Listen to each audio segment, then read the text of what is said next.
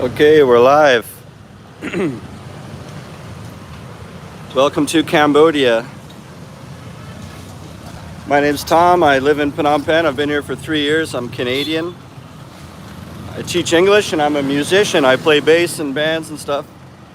And I make these videos to help people that want to teach abroad figure out how to do it, especially for Cambodia and Vietnam. There's a link in the description to AVSE TESOL, and they're the ones that can help you. They can get you certified, and every program they have comes with guaranteed job assistance, so you get a teaching job coming out of it. Let's see what they've got here. It's just a few giant SUVs. There's no way you could see.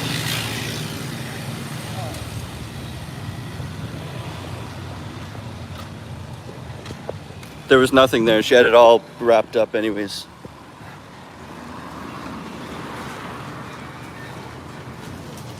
So it's early morning. It's like 8 a.m. and I'm walking towards a busy local market. You've probably seen in my past videos. I just figure that's a good place to at least head towards. And if you're stumbling across this video, check out my channel. They're not all live streams. I make proper videos too on certain topics, like with a camera, and I edit it and put music to it, and so it's not just random walking around with my phone. I do that sometimes, like right now on a live stream, but I have a channel full of informational actual videos that I've put together and edited and stuff, and I do those once or twice a week. And I do shorts. And I have TikTok and Instagram, so I do everything. So if you're not a fan of the shaky phone live streams, go check out my playlists and my real videos.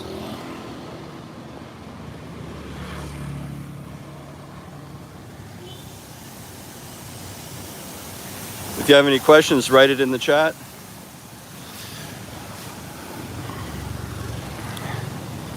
If you want to help support me, you could send a donation or a super thanks. I've also put a link to my PayPal in the description. I'm planning a trip at the end of the month with my buddy Matt. Again, he has time off from his work, and he hasn't been to Vietnam. So they're honking at me while I'm trying to talk.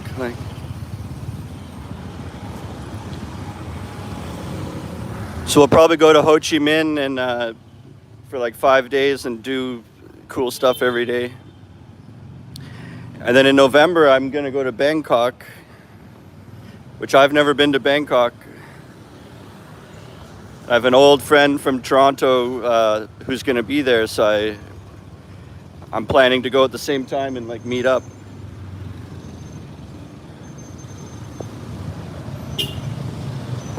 I just got sprayed with something when I walked by the motorcycle shop. Hope it was water.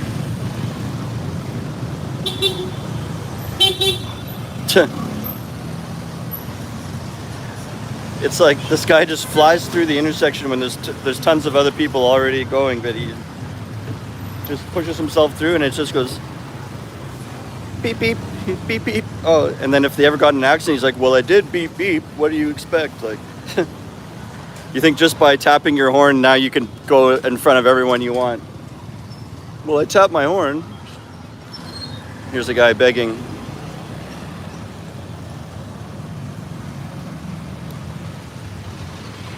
Mary says, you're out early? Yeah, it's 8 a.m. Well, I figure I even would like to go earlier, like 7:30 or 7, because the time difference for back home, this would be a good time. It's still good now. And if you want to become a member, you might notice that Mary has a special color and an icon beside her name, because she's a Tom Trips Out member. It's $4.99 a month. I have a members section where I put exclusive videos every single day. And like yesterday I did 2 for them, where I was showing different food deals I was getting on some burgers and some other like bento boxes. So if you want to get behind the scenes and daily exclusive stuff, then check out my members page. You can either go to the home page and press join, or there's a link in the description. I put a link to the members if you want to check out the perks you get and sign up for it. And it's even possible you could just sign up for just 1 month only, and then you're not on the hook like month after month after month, but just pay $4.99 and go binge them all. There's like 80 videos there now. Zorro says, I enjoy watching our YouTube channel. Thanks, Zorro. Okay, we're gonna cross in a second. It's kind of like morning rush hour, so I'm just in the way everywhere I go. It's too bad I don't have any cash on me, so I can't really buy anything from these people, but I usually use my phone, like ABA. And I feel like as soon as you take cash out, it's already spent. Then you break it, you buy something small, then you have all this change, and then you end up like, you see it like anything you walk by, well, I have this cash in my pocket, like whereas if I don't carry cash at all, I spend less. Just buy only the things you have to buy.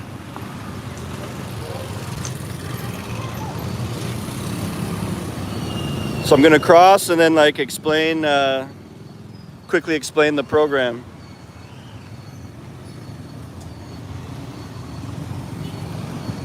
Yeah, highly recommend it. I've been here for almost 3 years and loving it.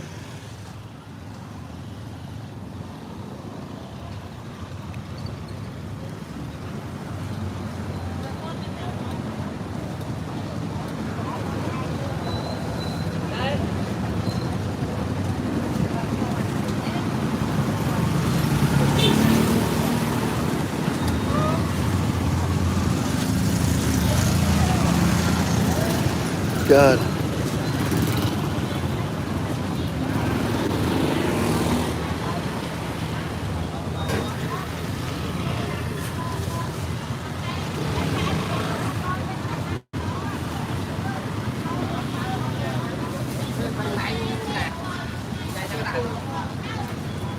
Three different kinds of rice.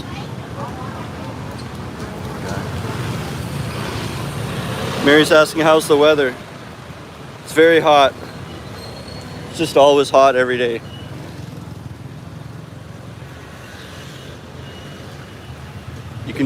You can tell it's not at full intensity yet because it's only 8, but probably by 9 or 9:30, but it's still very hot.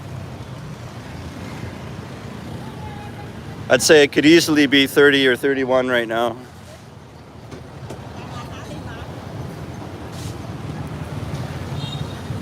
Very slight breeze. You can tell it's the morning. I guess maybe the breeze or the sun's not all the way up to the top of the sky. God, what the fuck are you doing?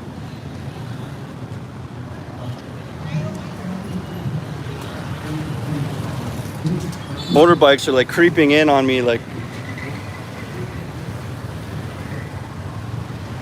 really bad, really inconsiderate drivers here, like all the time. You probably see me freaking out about it every live stream.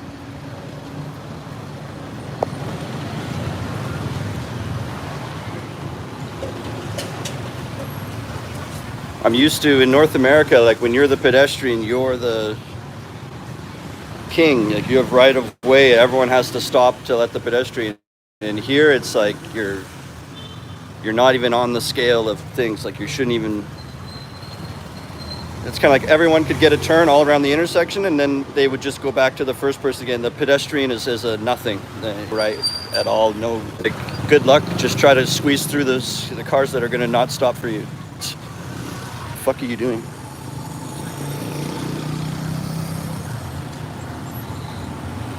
Another guy just drove like straight into me.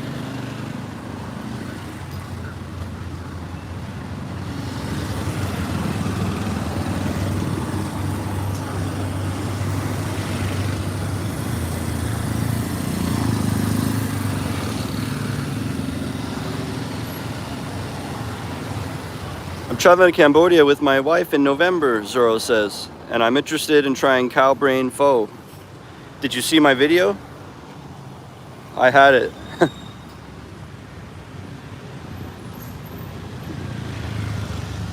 Here they go, driving into oncoming traffic, these people.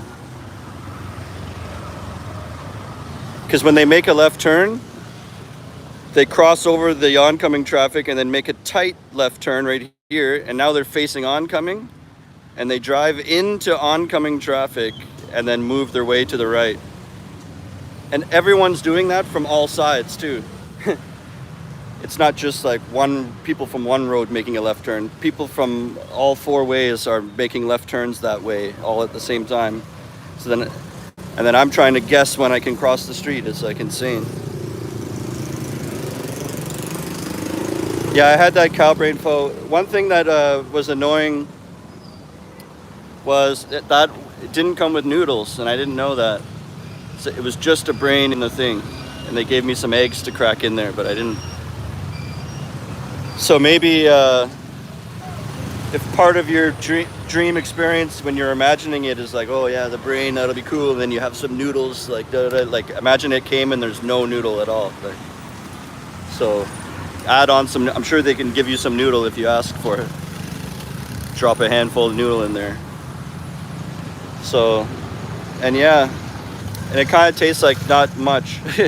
It's just texture. Like it feels soft and weird. Doesn't really taste like anything.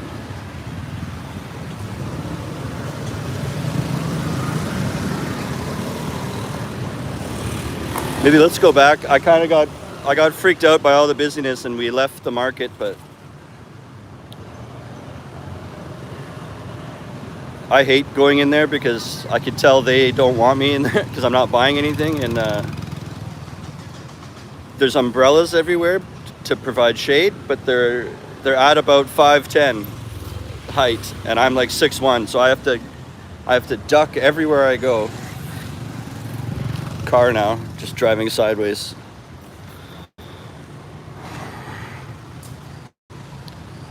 Now no one can cross the street till he figures out how to put it in reverse now.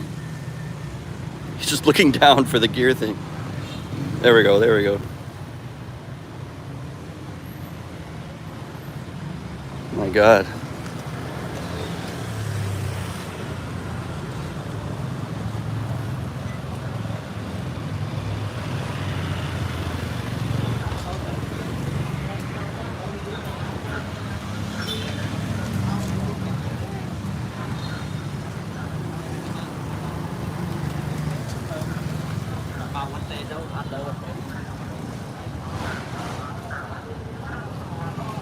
Here's the Lotus things. If you saw my Lotus video,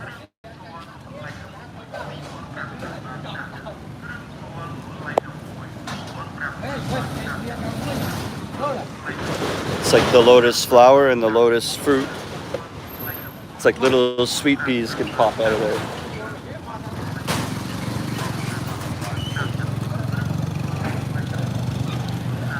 There's like clothes.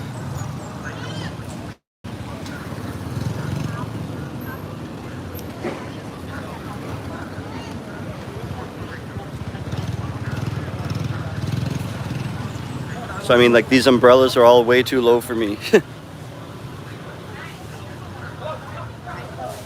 So I can't stand when I walk through here.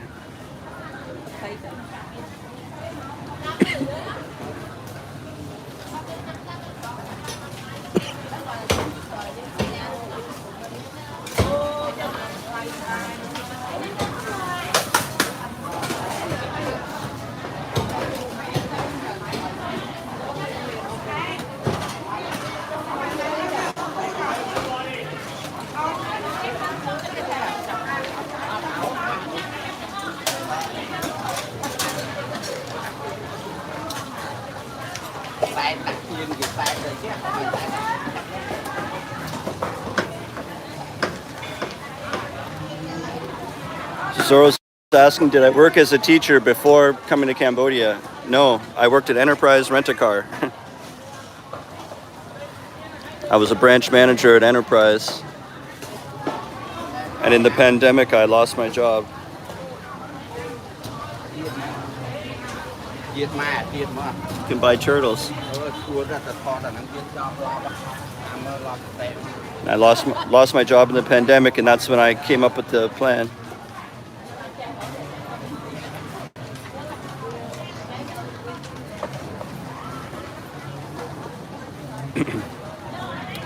I like interacting with the locals in like a relaxed setting. Like sometimes you'll be at a bar or like a wide open, like a bar that's wide open. It's hard to explain it, like a beer garden.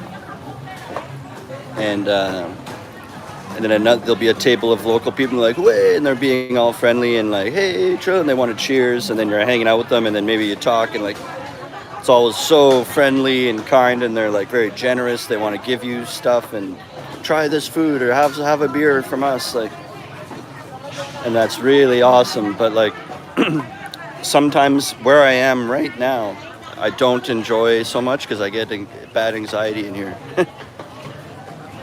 And I feel like there's the pressure if I stop too long to look at something, they think I want to buy it, and then then I'm holding a camera and they're just mad at me for so many reasons. It's all in my head, probably.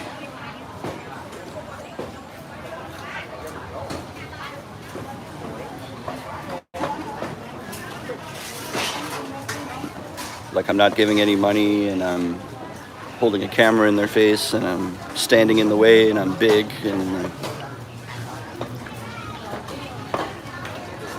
but some smile and go hello and all that. But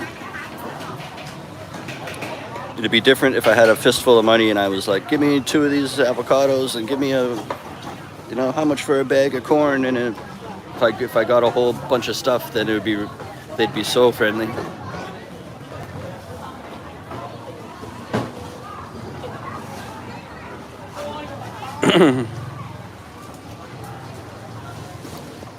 I guess I didn't really explain the TESOL program. I have a lot. If you look at my channel and my videos, I have many videos about the coming to teach here, and I talk about it in all the lives.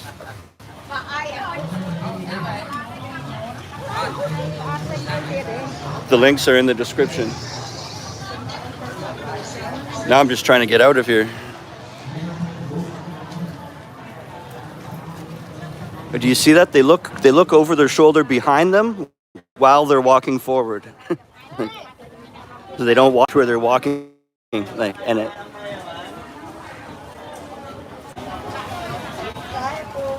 Losing connection. Fuck. I just can't stand anywhere.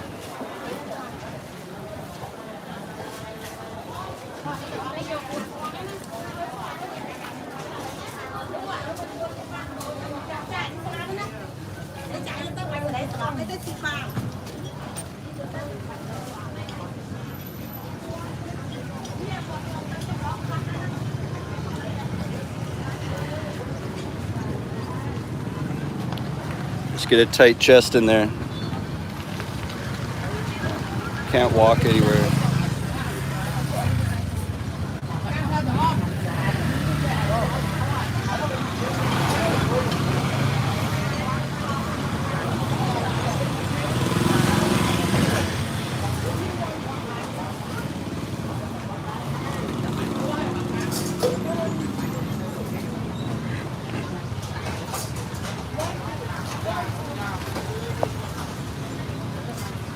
But I hope you guys find it interesting, at least. I'm doing this for you. I'm very uncomfortable right now. It's not that bad. I'm being dramatic a little bit. You're always in the way, but you just have to smile and take 10 more steps and find another place to get in the way of someone else.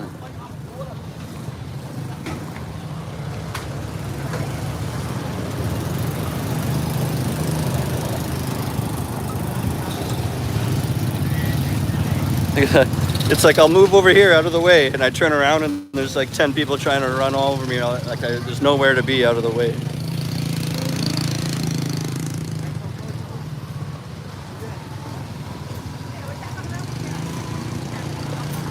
Zorro, is the teaching profession in Cambodia profitable? Yeah, big time. I guess you're really asking, do you make a lot of money? But I think what you literally mean is after you pay all your bills and costs do you have anything left? Because that would be profit, right? So yeah, big time. I'd say just starting with your very first, well, it depends how much you spend and if you go out and all that stuff. But if you're good with your money, your whole budget for everything, even including going out and drinking and food, rent, bills, phone, every single thing you could think of that you'd have to spend anything on in a month, you could get by in a whole month here for 800 or 900. And that's including leaving money in there for going out drinking and da da da da da. So you could go cheaper. And that's like buying food that's maybe $10 a day on food. You could go less than that too. So you could probably do it with 700 a month, and 7 or 800. Flies keep landing on me. And depending what country you're from, what country your passport's from can determine your salary sometimes. They only want certain countries, and so they'll pay more for certain nationalities, teachers. Look at this, I'm in the way again.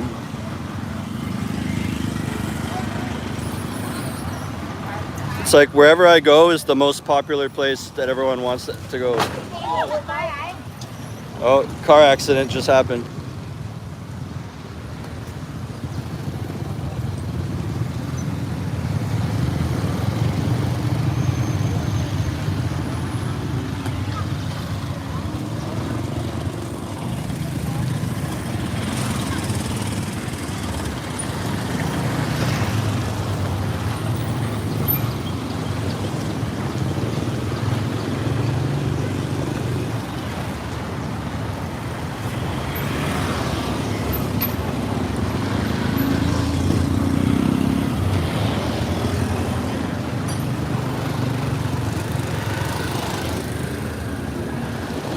Yeah, and your first job ever, you might make like 1,200,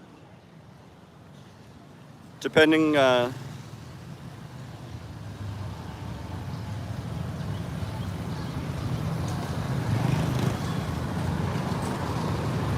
So if you're from UK, Canada, America, those are the countries that they really consider native English speaking. And so those countries only can start with like 1,200 or more a month, US.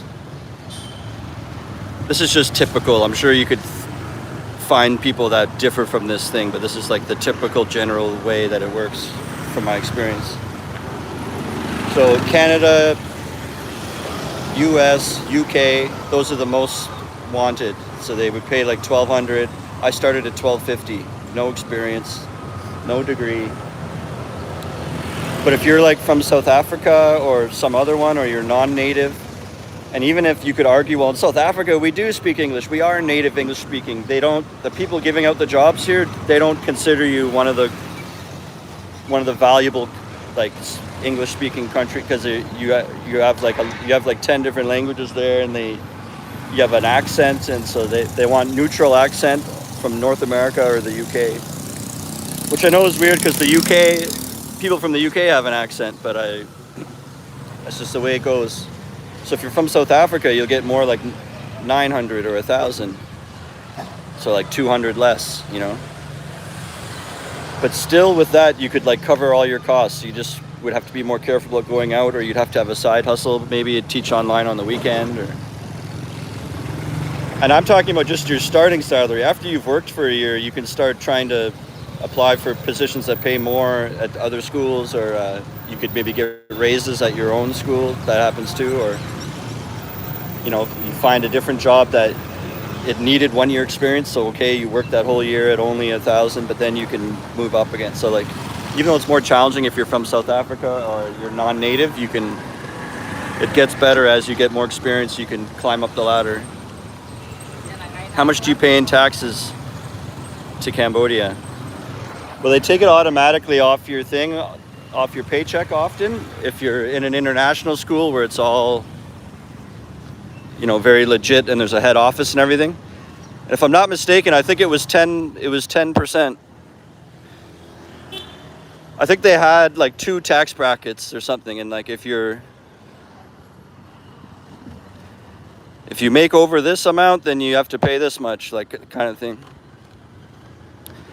But I think it was not much. It's only like 10%, 10 or 11. In North America, it's like 40%. We always joke like, yeah, then half of it goes to tax. It's like pretty much half of it. I saw an article that they say now in Canada, people pay more in taxes than they do in their rent and food, like put together.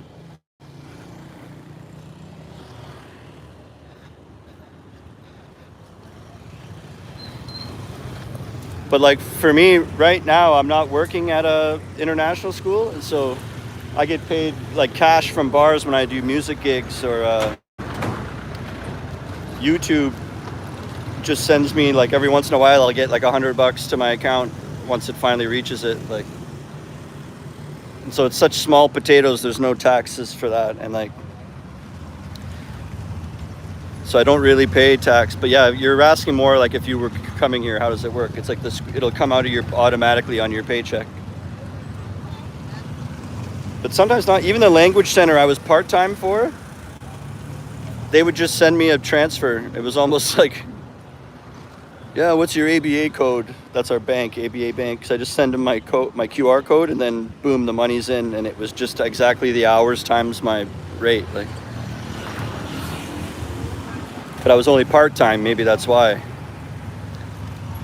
But again, I was making only like $200 or $300 a month because I only had like one student or two students. So it's so little, you almost don't need to pay tax. But I guess I could have gone down to the office with that, like to some municipal like Cambodia office, and say I got this check, I want to contribute the tax for it. Like, but I'm not going to do that.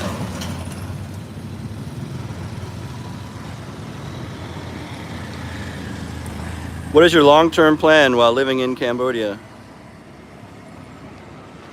Just try to grow my YouTube channel and my referral business like as much as I can. Like, you know, I help refer people to the AVSC TESOL course. They also do Vietnam. So if I could get, like they do Ho Chi Minh in Vietnam, and they also do Hanoi. And I've been really focusing on Phnom Penh a lot because that's where I am now, that's where I live. But if I could have content in all those places and then have referrals, and it's like, yeah, it's not that, I don't get that many, like, you know, most commonly I'll get one or maybe one or two in a month, or sometimes none. That squeaking is recycling.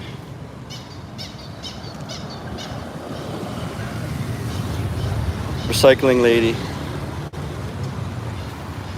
Anyways, my point is if I could grow it so I have also those other two cities getting one or two a month, I could almost triple what I have happening.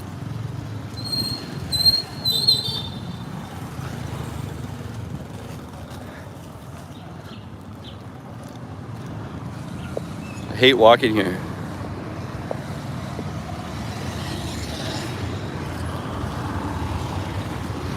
It's because people are really inconsiderate, very inconsiderate. It's like,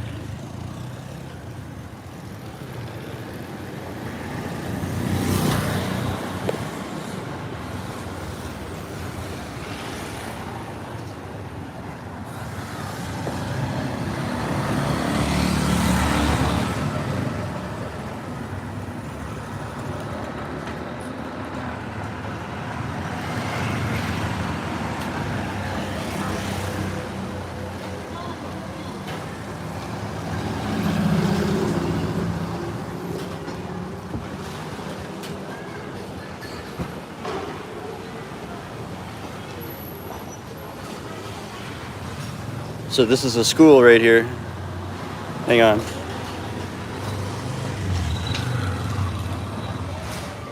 I could never just stand and film something without speeding tuk-tuk.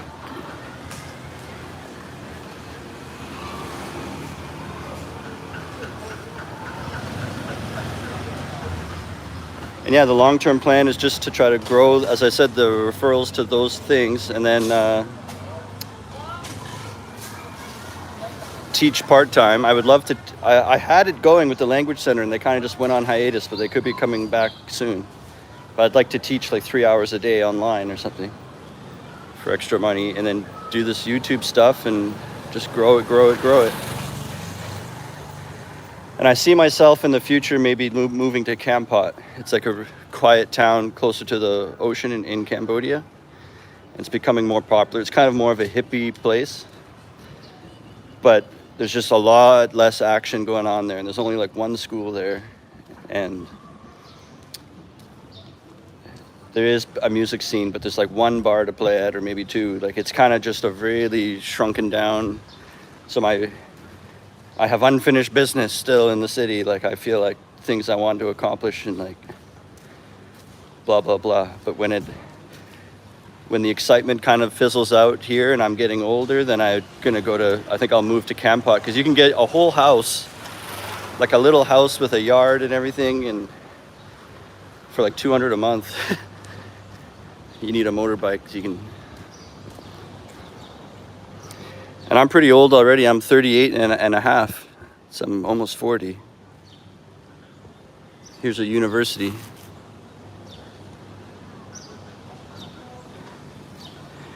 This is a nice street with shade, and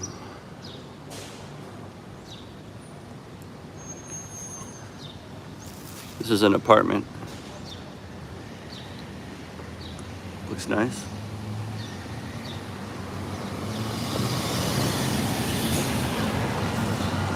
It's like, oh, you want to film something? Okay, we'll have 5 SUVs drive at you right now. Great. And then the road will be empty for the next 2 hours.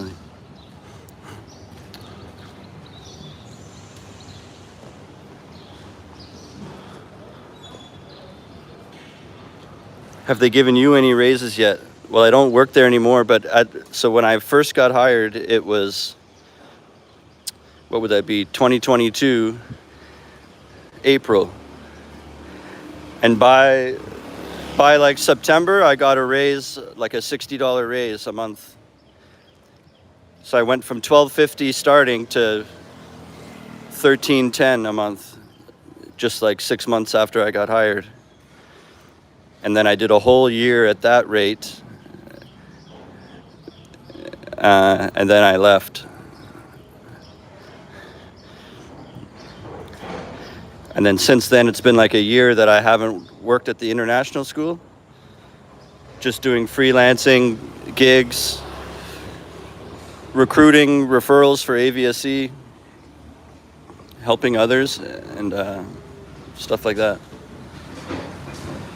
And I was talking to, it was Western International where I used to work, my first job there. And I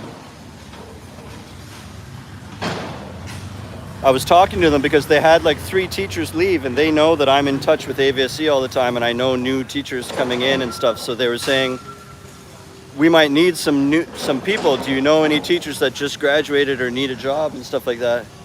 And then I was joking, like, you should hire me for the mornings because I just want part-time.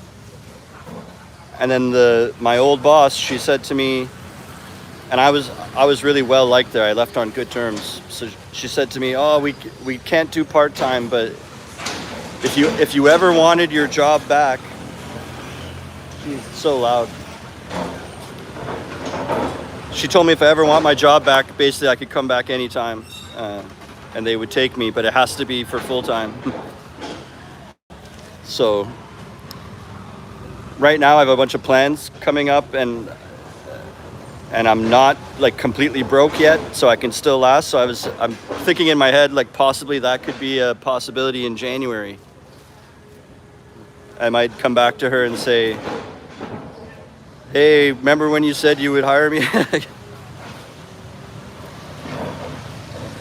And what I would probably do is work like January till the end of June, like when the school year's ending. And at that school, they give you the choice. Do you want to work summer school, or do you want to take the summer off and then come back in September? And it's like take it off unpaid, but you have your job again in September. So probably when school ends and then there's like a week off before summer school, I would just tell them, "See you later, I'm not working the summer," and then I wouldn't come back in September either. Like there's maybe not, like hopefully not. Like I think that would be a sweet little just a little like bump bump up I need. If I could just work from January till the end of June and then stop again, I could like last the whole rest of the year again, probably. Because even during that time, I'll still be doing YouTube, still be doing gigs, still be getting referrals. So I could be banking and saving up money, and then after June, I don't have to really keep working again until it runs out again. My freedom and my happiness is like way more important to me than job security or financial security to an extent. Like I like to have a few thousand in the bank, but if it's not constantly growing, I don't care.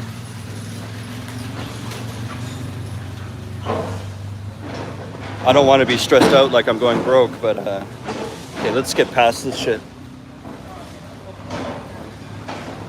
It's like if I could always have $5,000 in my bank account, I'd be happy. Even if it never grew, but I just always maintained 5,000. That's enough for me to not be stressed out.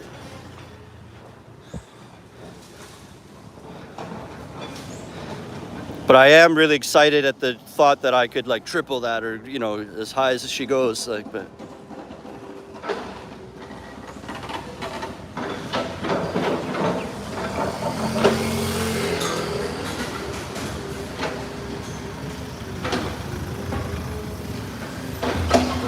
Dallas. Seth says, send us some rain. Do you have a travel agent you would recommend?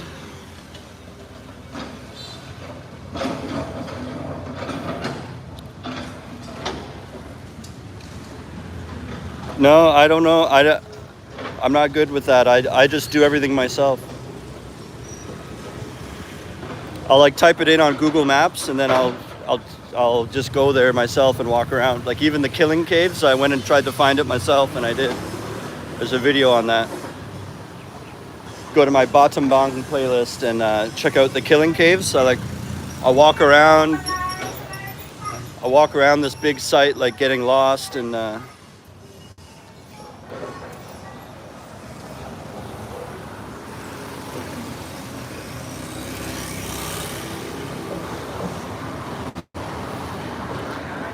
yeah, one of the most important things, people don't realize that in Cambodia, you don't need a degree to be a teacher. You could, like I was teaching grade 8, it doesn't matter.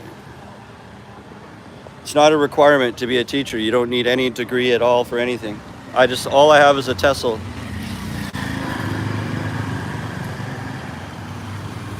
But growing up, when I was a little kid, I loved reading.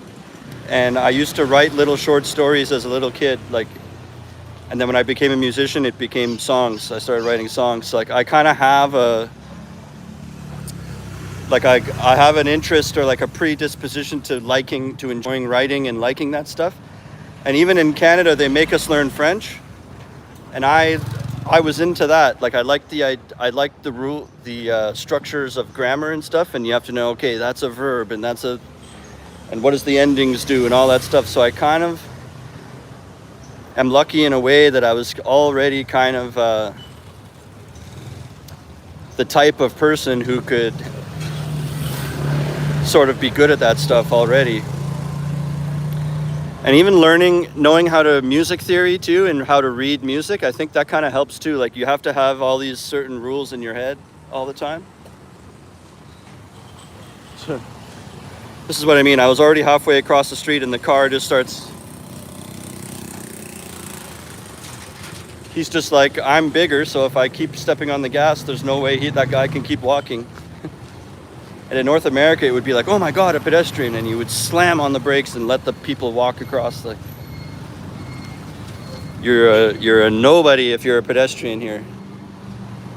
Hey, doggy.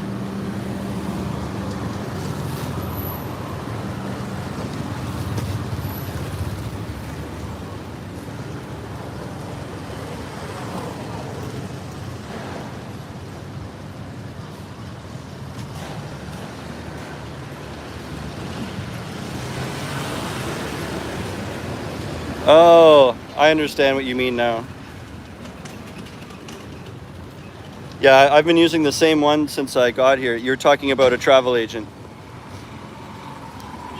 Uh, yeah, you didn't say anything wrong, but in my head, I call those people a visa agent, and like a travel agent is when you want to book a vacation and you go there and you're like, I want to visit Bangkok. Can you like book me the hotels and a couple trips to do while I'm there, and then give me the itinerary? Like that's a travel agent. I don't do that stuff because I go figure out my own way. But visa agent, but I think you're right. Those people are also called a travel, or the company they work for will be a travel agency, and there's visa people there. But yeah. Anyways, there's like hundreds in the city. They're just like everywhere. So you could, and I don't like the one that I used. I'm not going to go back to them anymore. After this last one, they ripped me off a little bit. They were like really strict about the rules. I guess it might be good because they're really, like, I forget what it was now. Oh yeah, and it was really tough for me to get the proper forms from my language center because he moved to Kampot. So he had to like get them printed somehow because he's just living in a little cottage hut. Like he had to go to a print shop in Kampot, get them printed, stamp them, go to a delivery service and have them like FedEx here, like in a van. Like they drove them here to Phnom Penh and gave them to me. And it was like so hard even to contact him. And I get the forms and I go to the place and the travel agent goes, oh, it doesn't have your middle initial. Like I'm Thomas H. Dallin, and there was no middle. The guy, my boss, had forgot to put like my middle initial, but that's on my passport. So they were like, oh, that doesn't. And then the forms were messed up because of that. And so then they start saying like, oh, you need to give more money and stuff like that. You know what I mean? Like I just got ripped. And they made me like I had to sit there for like an hour while they're trying to figure it out and all this stuff. I wish I could have walked in and they go, these form, like just charge me the money right up front. It was almost like they were trying everything except that it turned out I had to pay an extra $30, and then they're calling me and I had to go back again, and then I had to like call my boss back and be like, you forgot to put my initial, can you send me the PDF? It was like all this stupid headache. And I told my friends this story and people at the bar and stuff like that, and they're like, you should use you just walk in like, hey brother, and you show your passport and you pay the thing and leave again, and you come back a week later and you got it, no problems, no form, whatever. Like you just pay the $30. It was not so much the paying the fee, because you have to sort of pay the fee for those forms anyways, but it was the way they're like eyeballing my forms. I had to sit there for an hour, and then they made me stress out for 2 days, and I'm trying to get the forms from my boss. And if I went somewhere else, I could just go in and say I want to renew, and you just pay the money and they take care of it. So I don't even recommend the one I was using. So I think it was called RTS Asia Travel. But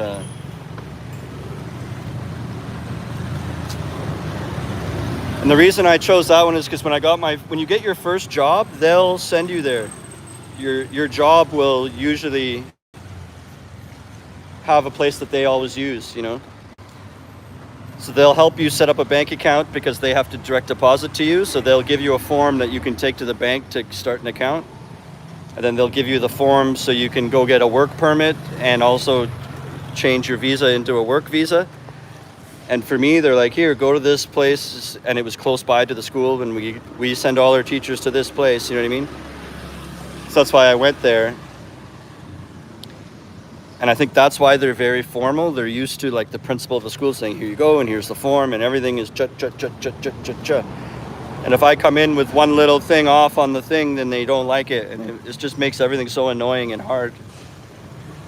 And you go into more easygoing places, you can just, hey, here you go, here it is, and how much do I owe you? Okay, see you later. And there's no like hassles and stuff. Like this place was pure hassles. Rambling.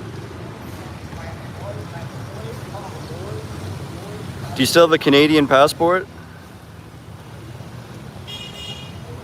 So Zoro's asking, what happens when my passport expires here? Well, you just go to you have to contact the Canadian embassy. It just takes a bit longer, but you can get another one through the embassy.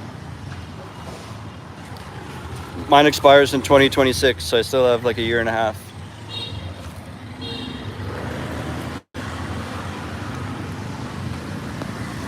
Yeah, if anyone wants to help donate to the channel, there's a PayPal link in the description, or you could send super thanks in the chat, super donations. Or consider becoming a member. I have exclusive videos every day. This is my apartment building right here, actually. That's my bedroom.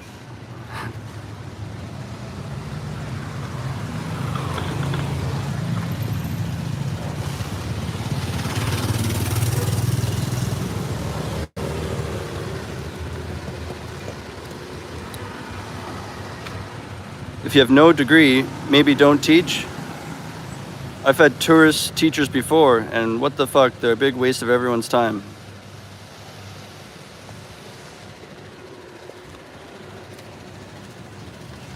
There's a difference between like what you're talking about and a teacher with no degree. You're really overgeneralizing. Like, I don't have a degree and I'm not a tourist teacher. You know what I mean?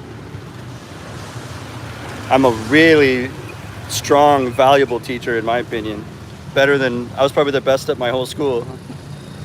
So you're full of shit, whoever you are.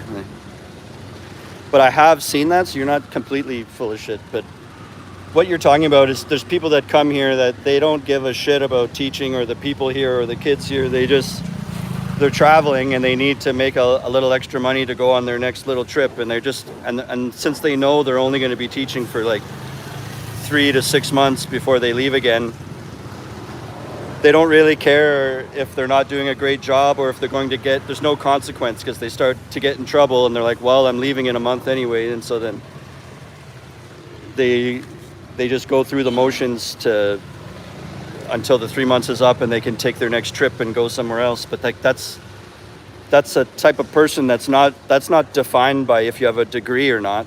So don't mix those things together. I think a degree is a complete waste of time, waste of money, waste of time. It's so stupid too.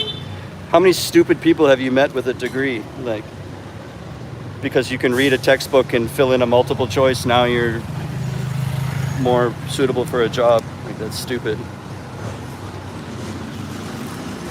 I could see maybe a teaching degree that's applicable, but most people just have like a Bachelor of Arts and they just got drunk the whole time in college and then they call themselves better than other people.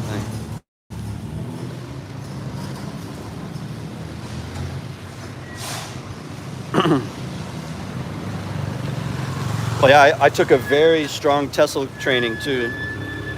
It's longer and it's like CELTA equivalent. It's AVSC, and there's a link in the description if you're interested in that. But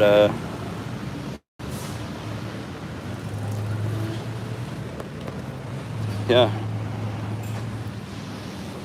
like you can't generalize that people with no degree are like that. That's just like person by person. That's whoever you saw, though, it was just an asshole person. Like,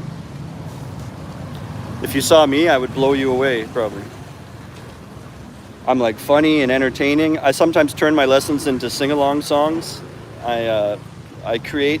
Sometimes the school will give me a test and I can tell it's shitty, and I make a whole brand new one, and now they use that one going forward. And like, I would just be all the kids loved me. Like, I just think I was really well suited for it, which was lucky. And you get a lot of people that are not well suited for it, and as I said, they're just trying to save money for the next trip in 3 months, and they don't care. And they might even be good people who would do a good job if it was their long-term job, but all they're thinking is, okay, in July I'm going to Thailand, in July I'm going to Thailand. And then it's like, oh, I have to make those lesson plans. Oh, who cares? I'm going to Thailand in July. And like, you know what I mean? And that has nothing to do with if you have a degree or not. That's just that person being an asshole, or like not respecting their job, their own job. Like,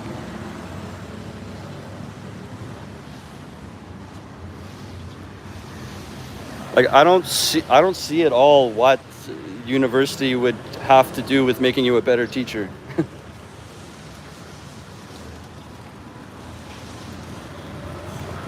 I was a branch manager at a car rental place, so I would always train like a small team of people all the time.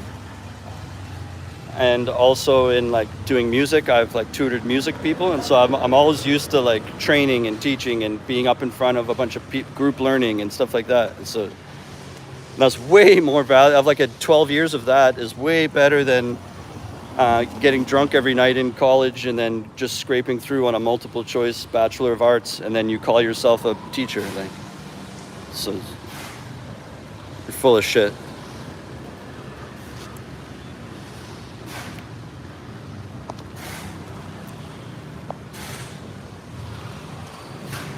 What it is people that I don't want to look down on. It's obviously great to do education, but people that did a degree and they know deep down it was a waste of time, they need to snap at people that didn't waste their time, because they want to feel good about, they're trying to convince themselves it wasn't a waste of time, and you should have a degree too because I did all that trouble and I got one, and so you shouldn't be allowed to have a job if you didn't go through all that too. And it's like, why? Because I was smart and I wasn't a fucking idiot wasting the money on that dumb shit. Like, it's a money, why? So I could be in student debt for the next 15 years? Like, now again, if you get a teaching degree, then that's different, like, because that's focusing on teaching. But I mean, a lot of people will just get like, oh, a communications degree, and they don't even ask them about it after. They can't tell you anything about it. Like, but they're better than you. I have zero debt, and I have the same jobs that people with degrees have here. And same when I worked at Enterprise Rent-A-Car, I was a branch manager, and you have to have a university degree to work there too, even as entry level. I started as a car cleaner at Enterprise, and I kept asking them questions all the time in the office. And then they made me like a customer service rep, and then I did so well, they just let me in the company without a degree. And then over like 10 years, I worked my way up to branch manager. But then in the pandemic, I lost that job. But I mean, it just shows you don't need a degree. I don't have a degree. I just excel in every industry I try to go into. Then I start YouTube from scratch. Within a year and a half, I have 12,000 subscribers, and I'm freelancing. I don't even need to work full time anymore. So how many people with a degree can do all that? I think it's like the type of people they are. And that's a shame. I know you've seen teachers I've seen teachers like that too, and they'll even outwardly say like, I don't care about this, or you're walking home from work and they're like, I fucking hate kids. And I'm like, well, what are you doing being a teacher? It's got to be fun a little bit for you, or like, I like the fun of like making bad jokes, or like being kind of funny in class and stuff.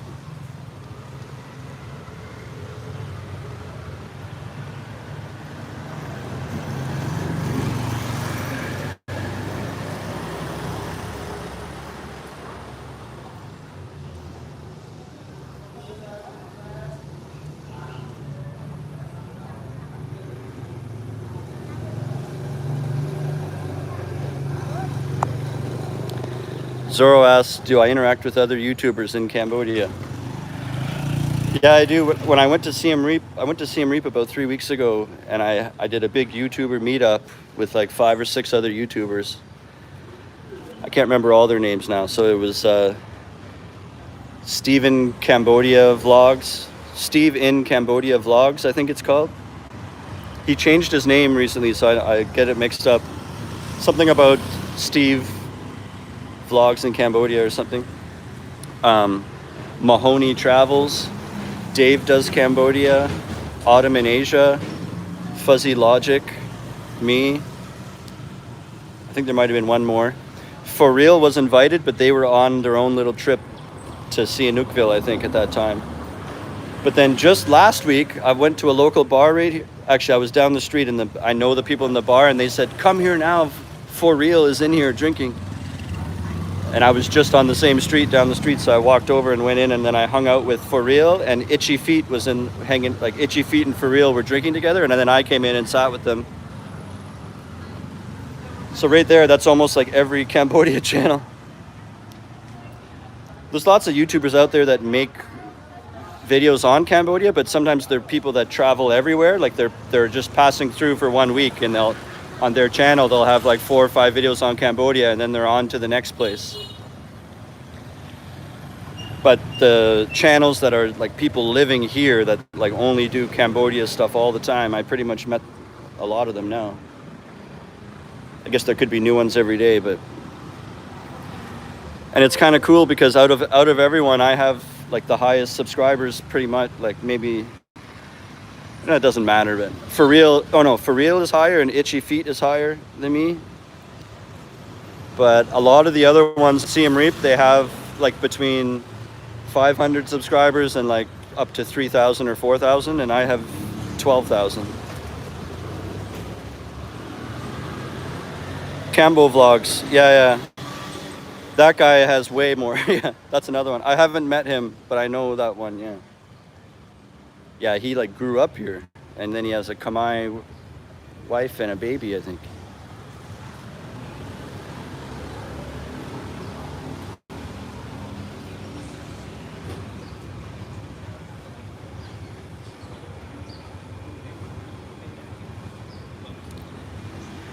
Yeah, if you want to teach here, I put a link in the description to the TESOL I took. It's government accredited, and they line you up with a job.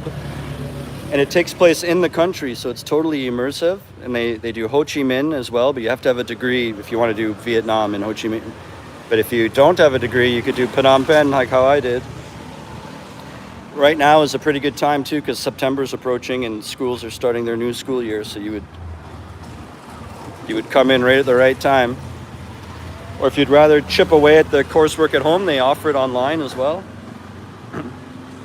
And then when you're ready to come here, you come here and just finish off a practical part, and then they line you up with a job.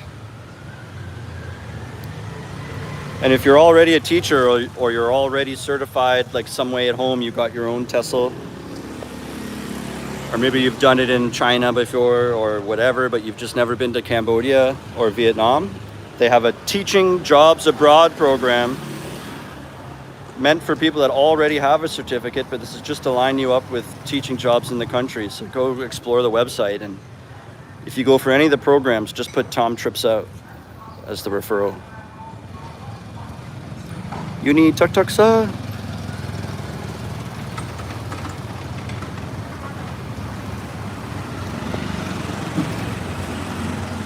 Two kids now. Oh wait, hang on. Oh.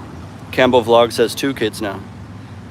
Nico, I'm coming to Cambodia in December. Nice.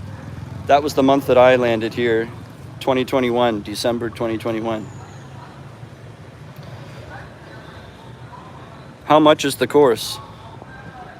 The in the country one, for 4 weeks in the to come here and do it in the country, I believe it's 1,658. 1658 US.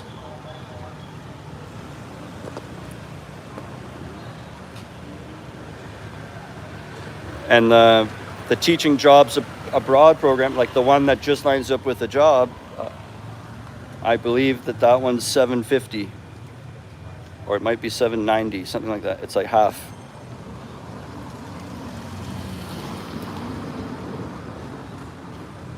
And then in Vietnam, they have a bunch of side programs, like the Teaching Jobs Abroad program I already talked about. Then they have several internships where you get your certificate and you get to see a lot of cool things, and then you'll teach in remote areas in Vietnam. And I'm probably not explaining it that well because you have to have a degree to work there, so I haven't learned a lot about it like firsthand because I can't go there.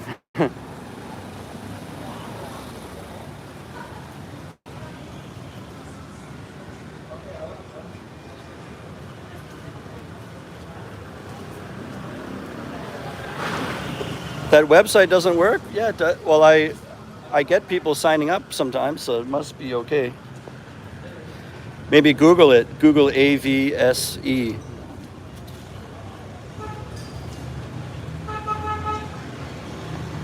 Maybe it's not so good on a mobile. Maybe try on a laptop or something. Young Paolia. So 1,700 plus your one-way ticket and at least a month worth of living expenses. Yeah, you'd probably want 2 months worth of living expenses, like, because like a month, obviously, you can see why that. And then let's say you get a job. A lot of schools, they only will pay you your salary once a month at the end of the month. And sometimes they're on a 2 week lag. You know what I mean? The paychecks are on a 2 week delay, kind of. So that means it's possible that from the day, your first day of working at a school on a job, that you have your first day on the job, it might be 6 weeks till you get your first paycheck. And in Canada, that's so weird because we would get paid every 2 weeks. So that's like not getting your paycheck 3 times in a row and then you finally get it. So that's why I'm saying you might need 2 months of money to bring with you, because even once you have a job and once you're working every single day, you might not see a penny until 6 weeks later. Not everywhere is like that, but it's very common. And so, or you might wait 4 weeks, and then your paycheck will only be 2 weeks worth because they were on a 2 week lag, and you weren't even at the school for the first 2 weeks of the pay period. It's hard to explain if you know what I mean, but so you might wait a whole month. You either have to wait 6 weeks and get a full paycheck, or you would wait 4 weeks and get half a paycheck, and then you have to wait 4 weeks again and get your full paycheck.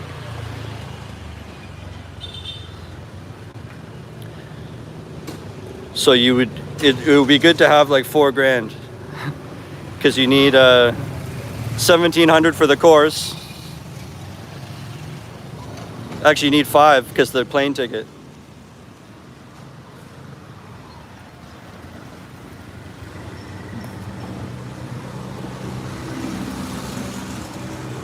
$700 to $1,000. Yeah, that's basically what I spend. Look at this. I stand over here so I won't get run over, and then a fucking van just like drives up on the sidewalk.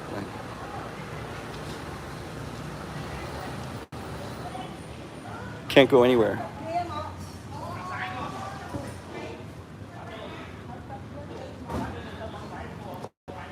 Yeah, you're saying monthly expenses $700 to $1,000. I think you're being.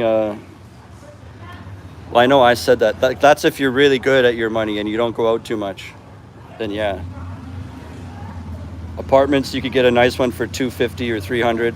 I had an apartment for $140. If you go to my playlists and go to apartment tours, you could see every apartment I've had. My first apartment ever was only $140 a month.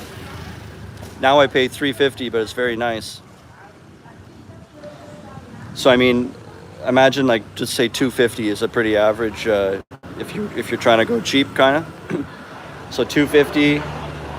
Let's say you spend $10 a day on food, which some people say they do way less than that if you're always cooking, but I disagree. So $300 on food. So now you're at $550.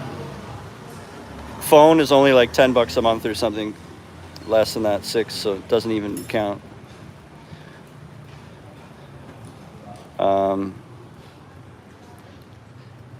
600, yeah, and then transportation 700, yeah. So like, but then you want to go out every weekend, so yeah, 700 or 800 you could get by. But I don't know about girls too. Like, there's a whole world we don't know about as guys. They have to, you know how much stuff girls have to buy for themselves just like makeup and creams and fucking whatever they have, like lip oils and whatever. And that shit's expensive. So I'm not factoring that in. So like girl shopping, you have to figure what that adds on. But yeah, 700 to 800, I'd say you could do it.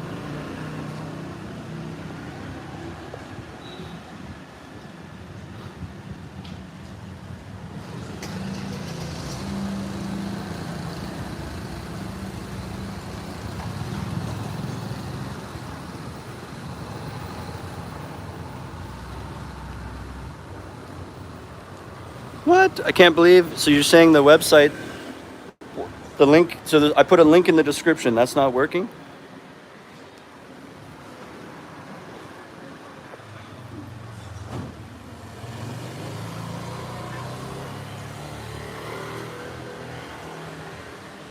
And then if you Google, just put the letters A, V, S, E, and then space, and then Tessel.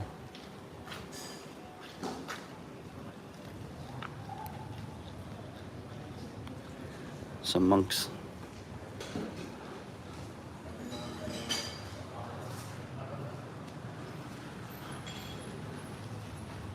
Oh.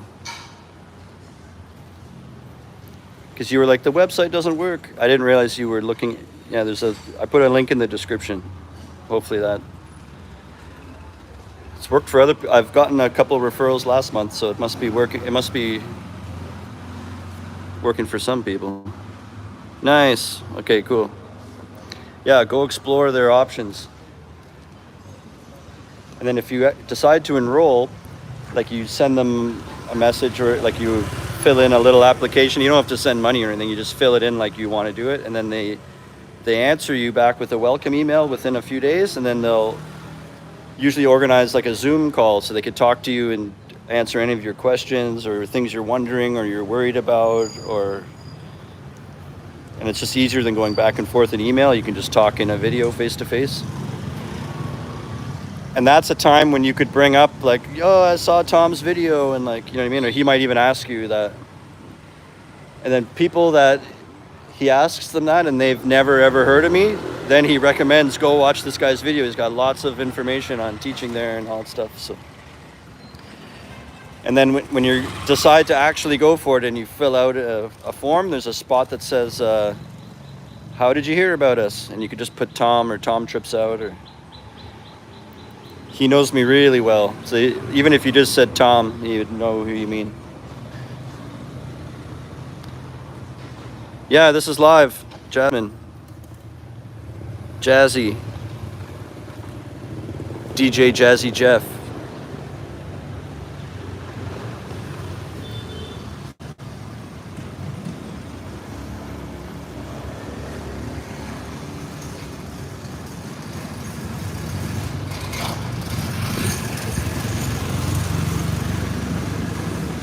Is your name really Tom? It's Thomas.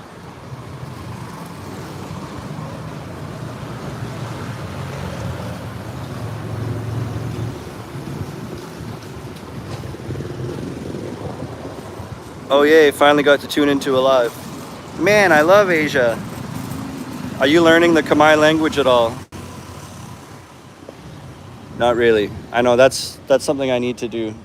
It's actually embarrassing I don't know more. I have some friends that can speak a little bit.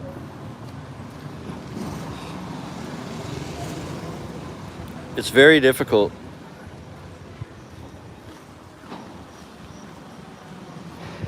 The pronunciation is very difficult.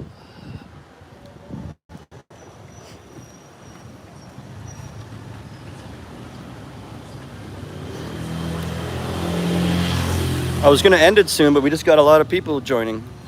So let's keep her going.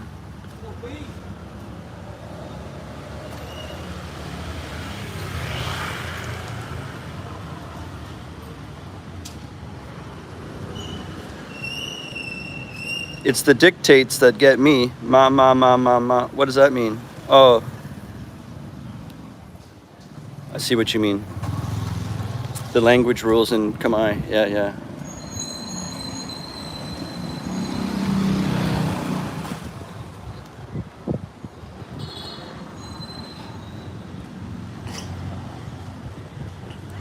I know like numbers, and I know how to say like thank you and stuff, and I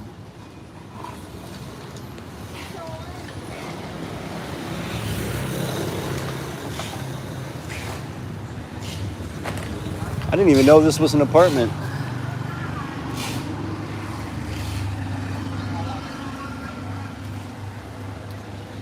So it's 9 a.m. Should I get a beer?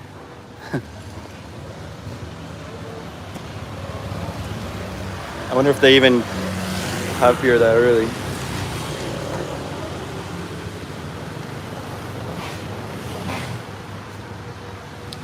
The Jasmine says she's been using the Long app to learn Khmer.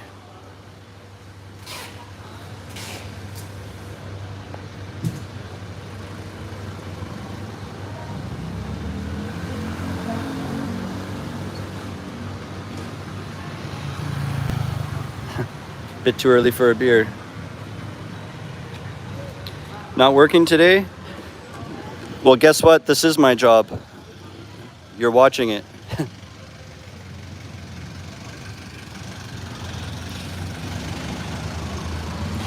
I've been able to, I've grown as a YouTuber and freelancer enough that I quit my job a year ago. And I've already lasted a year without a job here. But I have to make these videos and go live and help recruit for AVSC and get more teachers out here. And to be honest, it wasn't enough money. But when you start any business, it takes a few years to get it to grow. Like, what it is I had some really good months at the beginning, which made me overconfident, and then reality set in and you don't make that much every month, and then it wasn't that good. But if I do this, if I could teach part-time online for like 3 hours a day, I would just be golden, plus everything I'm doing. And then I found a language center I was working for, and they kind of went on hiatus and folded. I don't have any students right now with them, but he keeps telling me like, just wait. And even just a week or two ago, he sent me all the documents to renew my visa, and we're gonna need you soon, so like make sure you renew it and all that. So I have high hopes, but like right now I don't have any job or anything. I'm a YouTuber, musician, and freelancer and stuff like that.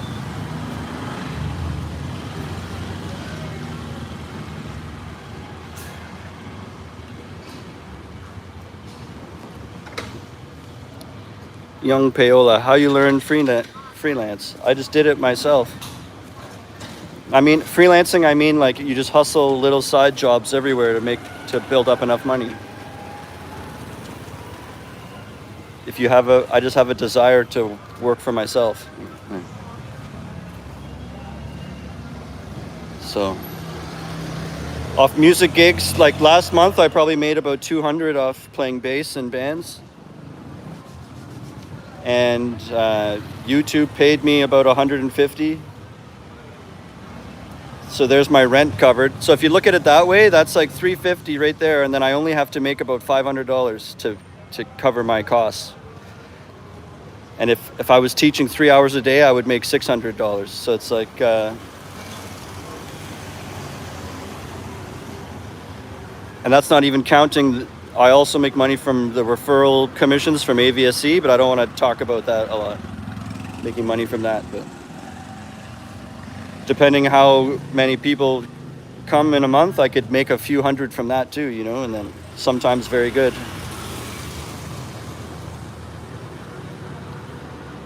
Carrie O'Reilly, so are you no longer teaching?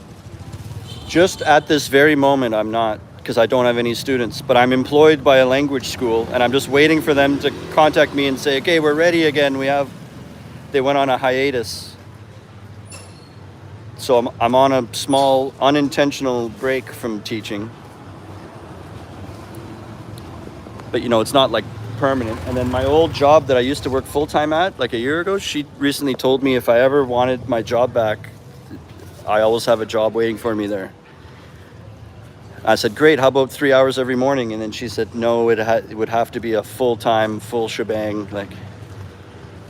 So when my pathetic freelancing shrivels into nothing, then I can go back to there and just teach again. I said this earlier in the video, but I might go back from like January till the end of June. Might be a good little 6 months of like buckle down and just teach again. And I like doing it too. And then save up money, and then I could go another 1.5 or 2 years of freelancing again. It's just sometimes the bubble burst, runs out, and you have to go back and teach full. That was also why I was kind of brave to leave the job, because I thought to myself, it's a dream, and it's important to myself to see if I can do this, and then and if it all fails, I can just teach again. You know what I mean? I'm a good teacher, so I'm trying as hard as I can to not go back to teaching, but not because I do like it. It's just because it's a big goal of mine to make it as like a artist, musician and creator. I'd feel way more accomplished with myself than working for making money for an international school or something.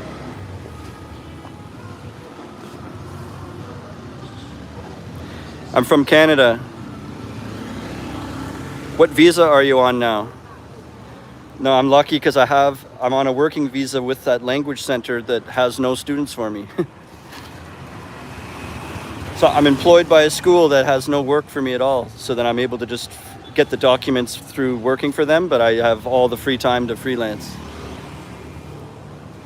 So I like have a job with 0 hours is the way to think of it.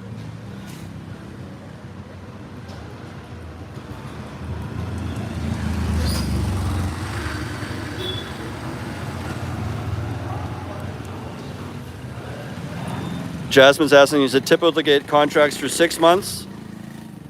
It's 12 months. 12 months, but you could quit anytime. You just have to give them a month or two notice.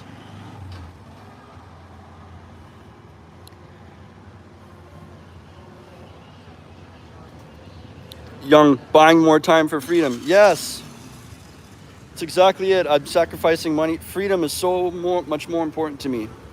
Back in Canada, when I was a car rental manager, I used to work 55 to 60 hours a week and have 3 bands. And my nickname was Sleeping Tom because I was always falling asleep all the time because I was just working way too long and too much. And I would get like 4 hours of sleep, 4 or 5 hours of sleep every single night, all the time. Never catch up. That's why I check out have you noticed my eyes look like, that's 12 years of 4 hours of sleep. And so when I turned a new page in life, it's like I am throwing the balance the opposite way. You know what I mean? I want to have 12 hours a day of doing whatever the fuck I want to do. And I'll work and hustle any way I can to make it happen, and I have. Ooh, I'm in Vancouver. I was from Toronto. I am from Toronto.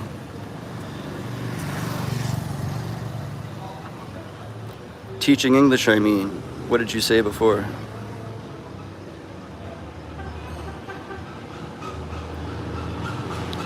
Oh, yeah. So Carrie's asking, do schools hire people that are like 65 plus? Yeah.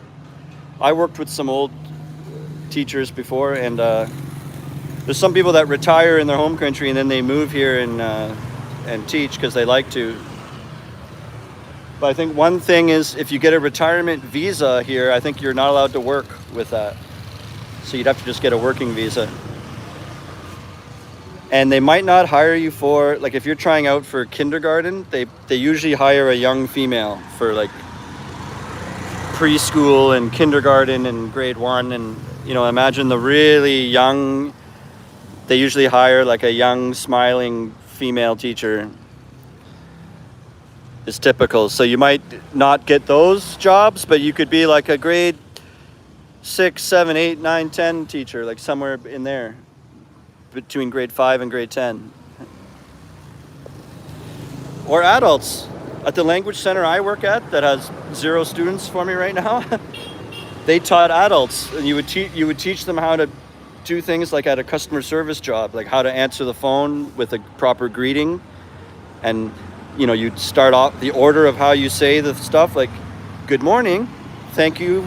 So you'd have to say good morning or good afternoon, and then thank them for calling, say what your name is, and then ask if you can help them, you know, or whatever. Like I just made that up on the spot. And then you role play and get them to stand up, and you know, and all kinds of stuff dealing with that, how to go through a job interview, or how to look at how to write a business email, because the language would be a little more formal. You don't go, hey, what's up, boss? Like, having an awesome day. Like, you know what I mean?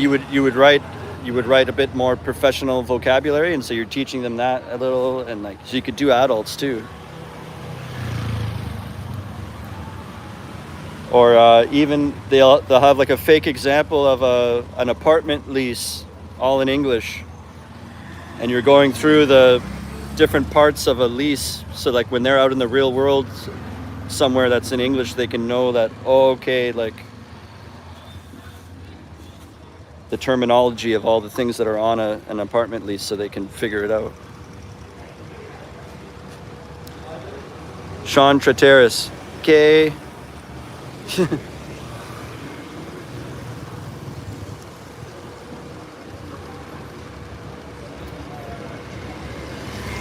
How did you decide to relocate to Cambodia?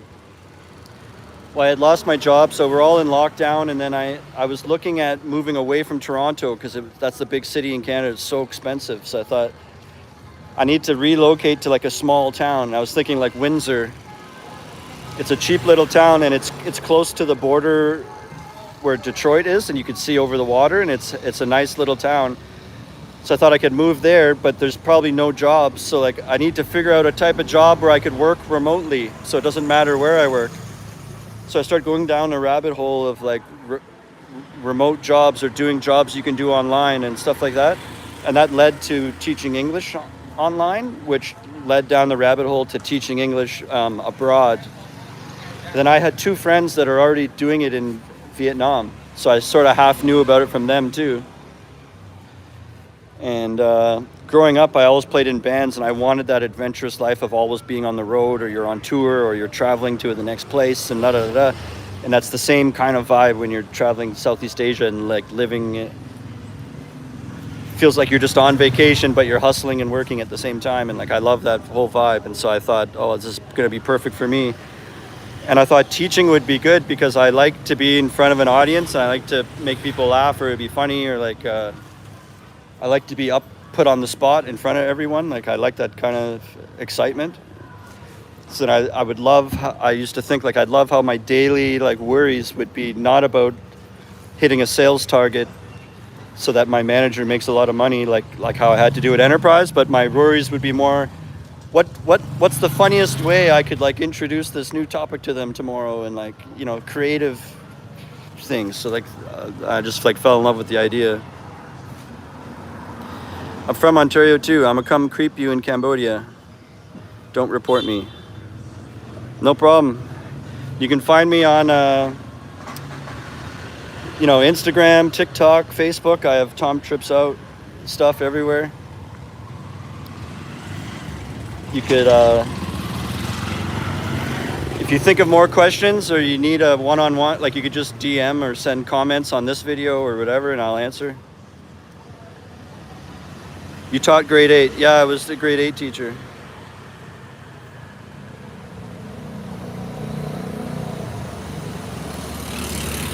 And hey, if you want to help support or donate to the channel, you can send a super thanks, or I put also my PayPal link in the description, and then that way YouTube doesn't steal a percentage. When you donate through YouTube, YouTube keeps 30% actually. And so if you want to go directly to me, there's a PayPal down there. I also have a members section. Maybe I should ask you now because you guys seem pretty into this stuff. I do a Tom Trips Out members section where I put brand new, like exclusive videos every single day.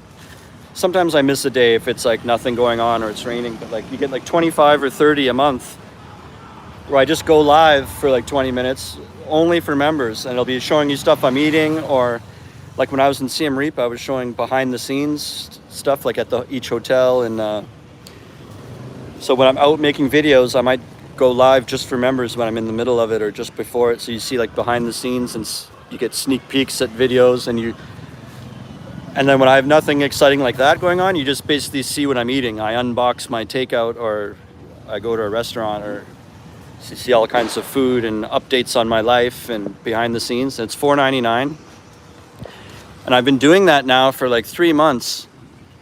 And every time I do one, it posts after, right? So you don't have to catch it live. So what that means now is there's like 80 up there now. 80 or, yeah, I've stopped counting now, but I'd say there's about 80 videos you could go watch. So for $4.99, you could sign up and then immediately unsign up, and you would just have paid for only a month. And you could just, for that month, you could just binge. Like I have 80 videos you haven't seen for Tom Trips Out.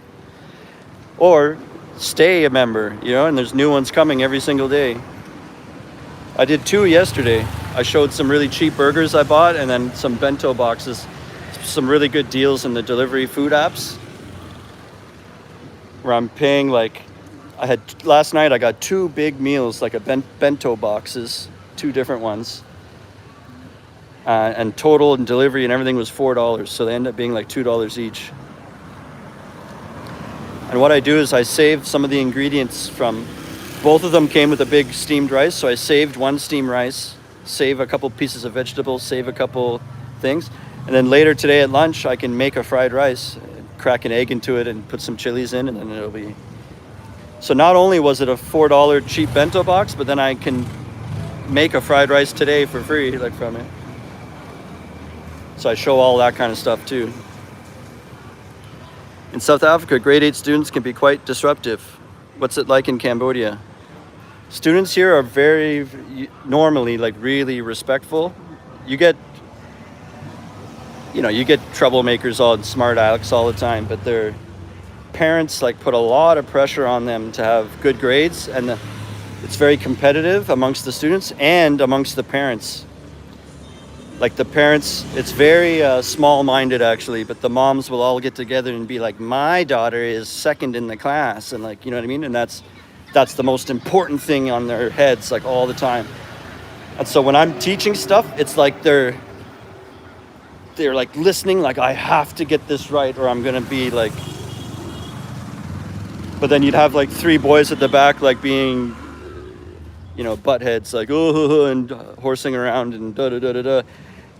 And then the people in the middle of the room will spin around in their chair and be like, be quiet, teacher's trying to talk. I need to understand that, like it's important to them. Like,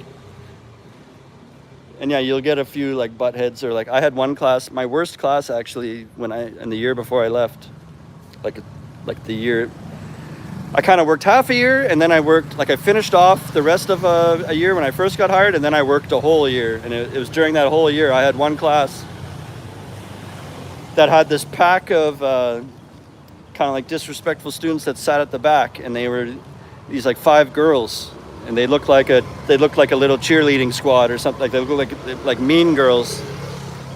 And for the talent show, they were a little dance. They did a dance. When they're a dance crew or whatever, looked like K-pop dance crew moves and stuff. So that's the type of girls they were, and they're just at the back, like too cool for anything, like talking and not listening. And you're not allowed to have food or drinks. And they would come in with like bags of food and bubble drinks and stuff. And I'm the kind of teacher that I don't yell at anyone or whatever, but I'd be like, come on, you're like really pushing it, like. And then you try to do things like I catch them talking, so I'll be asking a question to the class, and then I'll single them out. Okay, how about you? You answer that. And she just turns away from her conversation, answers it perfectly, like in perfect English, and then just goes back to talking. So like, what made it harder for me is that they all got really good marks too. Like some of them are really good at English, like they already grew up speaking English somehow, or they already know it really well. So then my class becomes really boring. It's almost like as if you or I were sitting in the English class and someone's trying to teach us English. It's like, we know, they're sitting there like, we know, and they're only 12 or 13, so they have no patience, like, and they're too cool, and then it almost makes your life work. What I realized was that you try to separate them or do things or send them outside, and it's like more disruptive.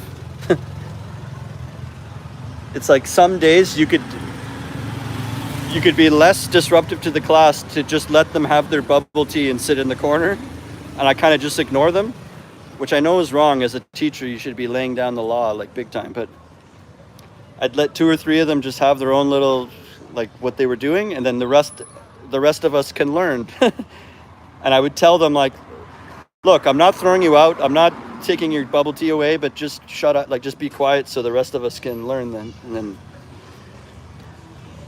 instead of every 10 minutes barking at them and disrupting the class and throwing them out, then they hate me and then they won't listen to me later. And like, so at least we can have this mutual respect a little bit, but it's kind of letting them control the classroom. That was the only way I was bad as a teacher, is the disciplining them. I'd be like begging for their cooperation.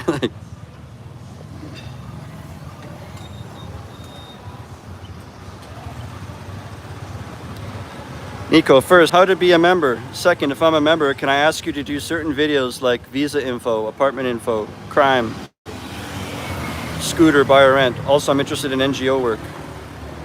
Yeah, you can. And I put a link in the description to become a member. It's $4.99. I have a video on visas, but it's a little bit old. It's like a year ago. But I could make more. You could definitely recommend those things. Oh, and I have lots of apartment videos. I even have I have a video called How to Find an Apartment. I have a whole playlist called How To, and it's a million how to do this, how to do that, how to find an apartment. And I also have another playlist called Apartment Tours, and it's like five or six different apartments that like 3 or 4 I've lived in, and a couple of them were just viewing apartments and stuff. Yeah, become a member and suggest those things. I could make one on renting a scooter maybe, and crime, there's not much crime. It's like opportunistic crime, like they'll snatch your phone if you're not looking or stuff like that, but it's very safe.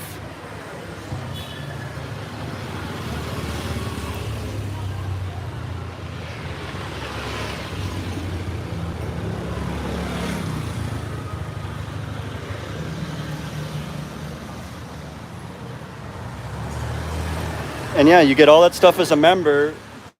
Plus, right, you have access to the bank of like 80 videos that are already sitting there right now. Like, so you can join and unjoin as you wish. Don't feel like I'm gonna hate you if you sign up and then quit, so you only paid for 1 month only. Like, I appreciate every bit of signing up you do. Because technically what you could do if you wanted to save money is like sign up for 1 month. It's like every 3 or 4 months that go by, then just sign up for 1 month and watch all the ones you haven't seen yet, and then quit again. Let 3 or 4 months go by. Join again for 1 month, watch all the ones you haven't seen, because like they'll be building up and building up. That way every 3 or 4 months you could binge a whole bunch that you haven't seen for $4, $4.99.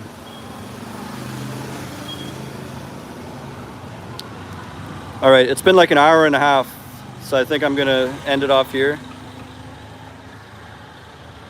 Check out the links in the description, AVSC. Check out my channel, and at least subscribe for free. I've been talking about the members section, that's different. You can just regular subscribe for free, and it just lets you know when I put a video. I would really appreciate that. Check out the playlist. A lot of the stuff you guys ask for and the information I've done videos on over the past 2 years. And I've organized it into playlists. There's one called How To playlist, or like apartments playlist. There's every city. Battambang is a good one. Yeah, Nico became a member. I don't know if you could see that there. Go enjoy I don't know exactly how many are there. I counted a few weeks ago and there was like 70 or 75. So there's probably like 80, somewhere around 80 videos you could go watch now. 80 members live streams.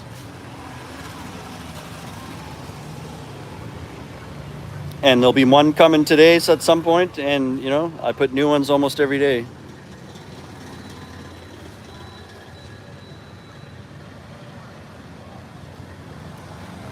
Yeah, no problem, guys. Help spread the word. Like, go find a video that you think people might like or something of mine and share it. Like, maybe not this one, but go think of ways to help me get more people. I don't know. And yeah, thanks for watching. Consider becoming a member like Nico here. And if you can, and you have a PayPal, it would help out a lot to get any donations or things like that.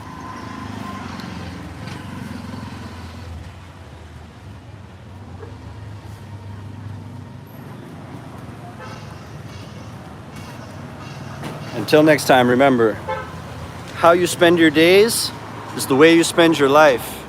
It's never too late to start tripping out.